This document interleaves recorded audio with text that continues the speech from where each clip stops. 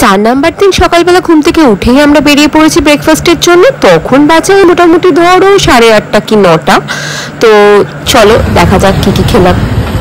আমরা এখন ক্যাভেন্ডার্সে ব্রেকফাস্ট করার জন্য বেরিয়ে পড়েছি। তো এই হচ্ছে রুম থেকে বেরিয়ে, আর এই হচ্ছে ক্যাভেন্ডার্স, যেখানে ছাতাগুলো দেখা যাচ্ছে। তো যাই চলো। আগের ভিডিওতে রুম ভিউ দেখানোর সময় বলেছিলাম ক্যাভেন্ডার্স ছিল আমাদের একদম হোটেলের অপোজিটেই। তো এই চলে এসেছি ক্যাভেন্ডার্সে, মেনু কার্ডটা একবার দেখিয়ে দিলাম, আর সাথে দেখাচ্ছি পুরো ভিউটা। মানে আমরা বসেছিলাম এই ওপেন এরিয়াটাতে, তো ভিতরটা আমি ভিডিও করিনি, ওপেন এরিয়াটাই শুধুমাত্র করেছি। তো দেখে নাও কীরকম। তো এরকম ছাতা দেওয়া আছে, টেবিল করা আছে। তো ন্যাচুরালি এখানে সবাই ইংলিশ ব্রেকফাস্টের জন্যই যায়। তো দেখো আমরা অর্ডার করেছি যে 65 নাম্বার, 420 টাকা দাম, যে এসে গেছে। আরও আছে একটা, যতটা ভেবেছিলাম ভালো হবে তার থেকেও ভালো। মানে টেস্ট ওয়াইজ 10-এ 10 দেওয়া যায়, লুক ওয়াইজ তো 10-এ 10 দেবই।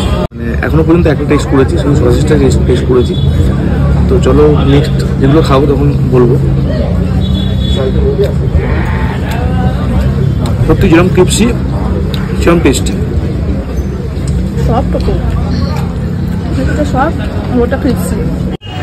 আমি যেটা খাচ্ছি এটা হলো চকলেট সেক, এটার দাম ছিল 80 টাকা।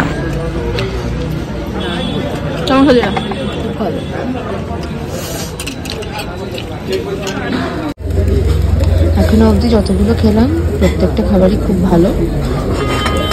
আশা করি এটা লুক ওয়াইজটা দেখে মনে হচ্ছে খুবই ভালো হবে, স্পেশালি কফি। আমার কফিটার দাম নিয়েছিল 80 টাকা।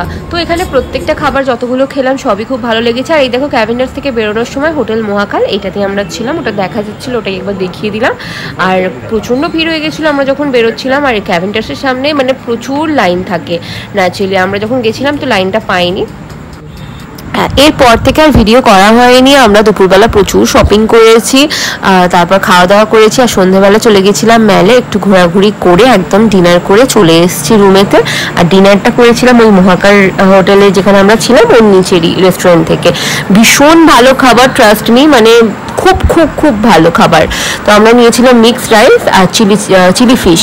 তো আমার তো হয়েছিল পিওর ভেটকি দিয়েছিল। তো যাই হোক খাবার খুব ভালো, তোমরা ট্রাই করতে পারো অবশ্যই। দার্জিলিংয়ে গেলে আমার রেকমেন্ড থাকবে।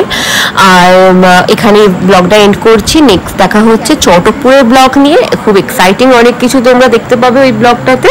তো চলো আজকের মতো টাটা।